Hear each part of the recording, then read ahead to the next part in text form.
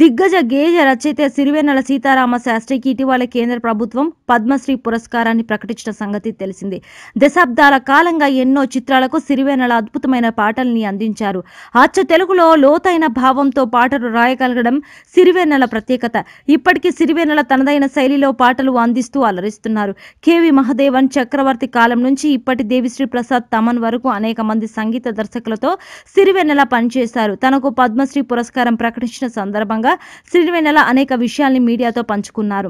Megastar Chiranjeevi, మా association అధ్యక్షుడు శివాజీ రాజా, సాయి మాధవ బుర్రా, ఆర్పి పట్నాయక్ ఇలా చాలా మంది ప్రముఖులు సిరివెన్నెల పద్మశ్రీ ప్రకటించిన సందర్భంగా అభినందనలు తెలియజేశారు.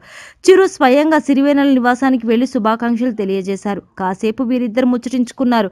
సిరివెన్నెల ప్రస్తుతం సైరా నరసింహారెడ్డి చిత్రానికి కూడా పాటలు అందిస్తున్నారు. అయితే సిరివెన్నెల మీడియా సమావేశంలో మాట్లాడుతూ గతంలో త్రివిక్రమ్ అన్న మాటల్ని గుర్తు చేసుకున్నారు. తను వీలు కుదరని చోట కూడా స్పేస్ తీసుకొని పాటలు రాస్తానని త్రివిక్రమ్ అన్నారు. ప్రతి రచయిత స్పేస్ తీసుకొని రాయాల్సిందే అని సిరివెన్నెల అభిప్రాయపడ్డారు. దర్శకుడు ఏం కావాలో చెప్తాడు, ఎలా కావాలో తెలిస్తే అతడే పాటలు రాసుకుంటాడు కదా. దర్శకుడు చెప్పింది అర్థం చేసుకొని ఎవరి శైలిలో వాళ్ళు పాటలు రాయాలని సిరివెన్నెల అన్నారు. Please subscribe to Public Talk TV. Please subscribe Public Talk TV. Please subscribe Public Talk TV. Please subscribe to Public Talk TV.